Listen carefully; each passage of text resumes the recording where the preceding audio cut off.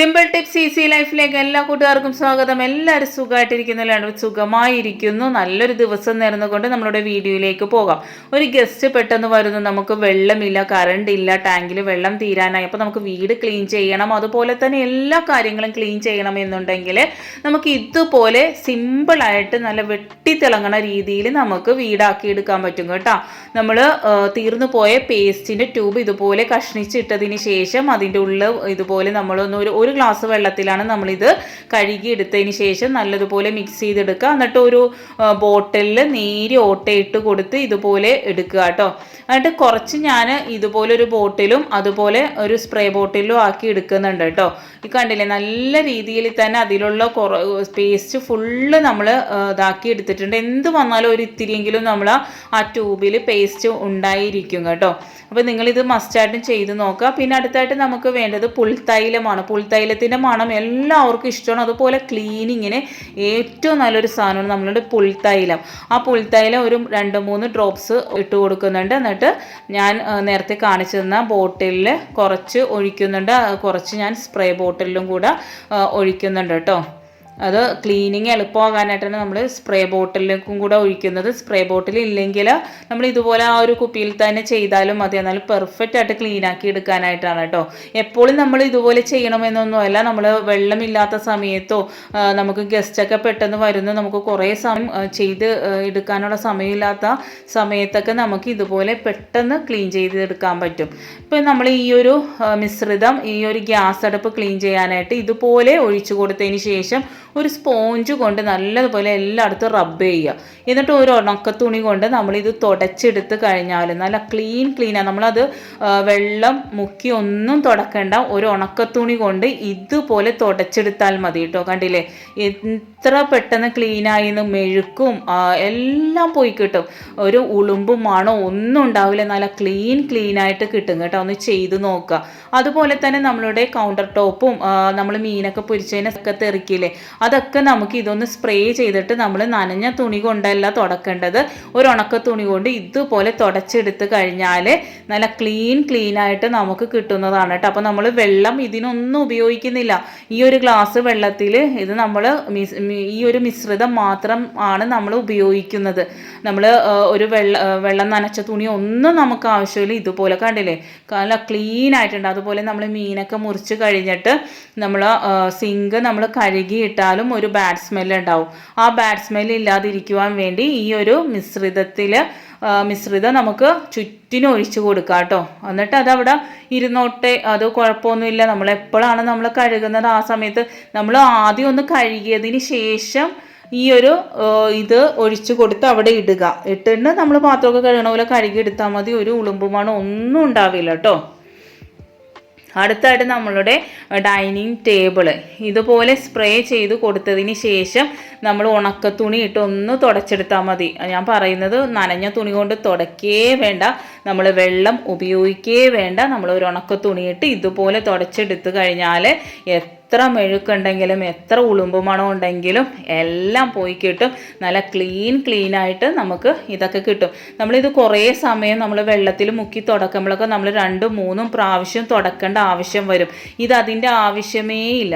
നമ്മൾ പിന്നെ wash basin ഞാൻ ഒരിക്കലും പറയുന്നില്ല തുണി വെച്ച് തുടച്ചെടുക്കാനായിട്ട്. ഒരു ബ്രഷ് വെച്ചിടന്ന് വെച്ചാൽ തുപ്പിയൊക്കെ ഇടുന്ന സ്ഥലം നമ്മൾ ഒരു തുണിയിട്ട് തുടക്കാന്ന് പറഞ്ഞാൽ നമുക്ക് അത്ര പറ്റുന്ന ഒരു കാര്യമല്ലല്ലോ. അതുകൊണ്ട് തന്നെ നമ്മളൊരു ബ്രഷ് വെച്ച് തേച്ച് നല്ലതുപോലെ ഒന്ന് വെള്ളമൊഴിച്ച് ഒന്ന് കഴുകിയെടുത്താൽ മതി. വളരെ ഫ്രഷ് മണവും ഉണ്ടാവും, നല്ല ക്ലീൻ വെട്ടിത്തിളങ്ങും പുതിയതുപോലെ കേട്ടോ. ചെയ്ത് നോക്കുക. നമ്മൾ കളയാൻ വെച്ചേക്കുന്ന ഒരു പേസ്റ്റിൻ്റെ ട്യൂബ് കൊണ്ടാണ് നമ്മൾ ഈ ചെയ്യുന്നത് എല്ലാം. നമ്മൾ ആഴ്ചയിൽ ഒരു ദിവസമെങ്കിലും ഇങ്ങനെ ചെയ്ത് കഴിഞ്ഞാൽ പെട്ടെന്ന് അഴുക്ക് പിടിക്കാതെ ഇരിക്കും.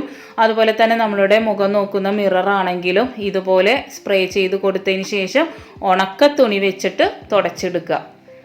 അതിലൊന്നും നമ്മൾ വെള്ളം മുക്കി ഒന്നും തുടക്കരുത്. ഇതൊന്ന് സ്പ്രേ ചെയ്തതിന് ശേഷം ഉണക്ക തുണി വെച്ചിട്ട് ഇതുപോലെ തുടച്ചെടുക്കുക. പെട്ടെന്ന് ക്ലീനായി കിട്ടും.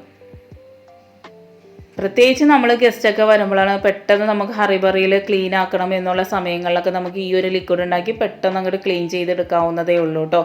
അടുത്തതായിട്ട് ഒരു ബൗൾ എടുക്കുക. അടുത്തത് നമ്മൾ വീട് ക്ലീൻ ചെയ്യുന്നത് ഫ്ലോറ് നമുക്ക് എങ്ങനെ നല്ല രീതിയിൽ ക്ലീൻ ചെയ്തെടുക്കാമെന്ന് നോക്കാം കേട്ടോ.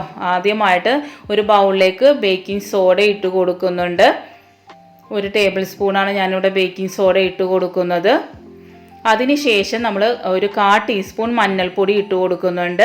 അതിനുശേഷം നിങ്ങൾ ഉപയോഗിക്കുന്ന ഏത് പൗഡർ ആയിക്കോട്ടെ അത് ഒരു 1.5 ടേബിൾ സ്പൂൺ ഇട്ട് കൊടുക്കുന്നുണ്ട് കേട്ടോ. ഇപ്പം എൻ്റെ കയ്യിൽ ഹിമാലയാണ്, അത് ഇട്ട് കൊടുക്കുന്നുണ്ട്. എന്നിട്ട് നല്ലതുപോലെ ഇത് മിക്സ് ചെയ്യുക.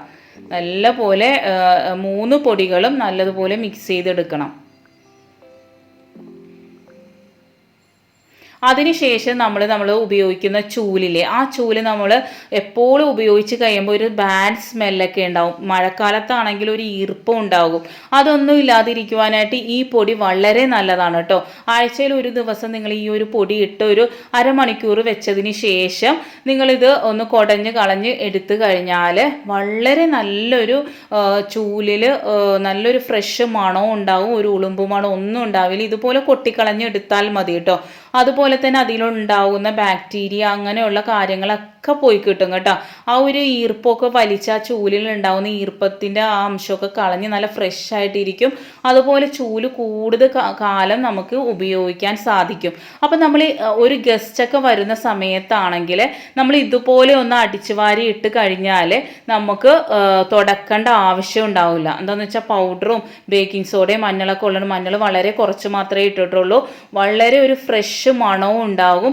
തുടച്ച പോലെ വീട് കിടക്കും കേട്ടോ. തുടച്ച പോലെ എന്ന് പറഞ്ഞാൽ നല്ല ക്ലീൻ ആയിട്ട് പൗഡർ ഉള്ളതുകൊണ്ട് തന്നെ നല്ല ഗ്ലോയിങ് ആയിട്ട് തറ കിടക്കും കേട്ടോ. ഒരഴുക്കോ ഒന്നും ഉണ്ടാവില്ല. നല്ല ക്ലീൻ ആയിട്ട് കിടക്കുന്നതായിട്ട് നിങ്ങൾക്ക് കാണാൻ പറ്റും. തന്നെ നമുക്ക് വീട് തുടച്ച പോലെ കിടക്കുന്നതായിരിക്കും. കണ്ടില്ലേ, നല്ല ക്ലീനായി കിടക്കുന്നുണ്ട്. ഇതുപോലെ നിങ്ങൾക്ക് ഗസ്റ്റൊക്കെ വരുന്ന സമയത്ത് ചെയ്തെടുത്താൽ വളരെ എളുപ്പമായിരിക്കും, പണികൾ എളുപ്പമായിരിക്കും. അതുപോലെ തന്നെ ഗസ്റ്റുകൾ വിചാരിക്കും വീട് എത്ര നീറ്റിലാണ് നിങ്ങൾ ഇട്ടേക്കുന്നതെന്ന് ചിന്തിക്കും കേട്ടോ. അത്ര പെർഫെക്റ്റ് ആയിട്ടുണ്ട്.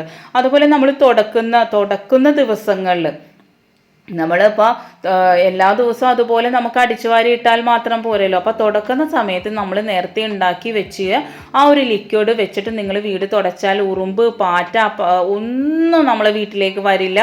പുൽത്തൈലവും അതുപോലെ തന്നെ നമ്മളുടെ പേസ്റ്റും വളരെ നല്ലതാണ്. നല്ല ക്ലീൻ ആയി കിട്ടും. കറകളൊക്കെ ഉണ്ടെങ്കിൽ അതൊക്കെ പോയി കിട്ടാൻ കേട്ടോ. എല്ലാവരും മസ്റ്റായിട്ടും ട്രൈ ചെയ്ത് നോക്കേണ്ട ഒരു കിടിലൻ ടിപ്സുകളാണ് ഞാൻ പറഞ്ഞു തന്നേക്കുന്നത്. എല്ലാവരും മസ്റ്റായിട്ടും ട്രൈ ചെയ്യും എന്ന് വിശ്വസിക്കുന്നു. അതുപോലെ തന്നെ ഇഷ്ടപ്പെടുകയാണെങ്കിൽ നിങ്ങളുടെ ഫ്രണ്ട്സിനും ഫാമിലിക്കൊക്കെ ഷെയർ ചെയ്ത് കൊടുക്കുക. സബ്സ്ക്രൈബ് ചെയ്യാതെ കാണുന്ന കൂട്ടുകാർ ആരെങ്കിലും ഉണ്ടെങ്കിൽ സബ്സ്ക്രൈബ് ചെയ്യാൻ മറക്കരുത്.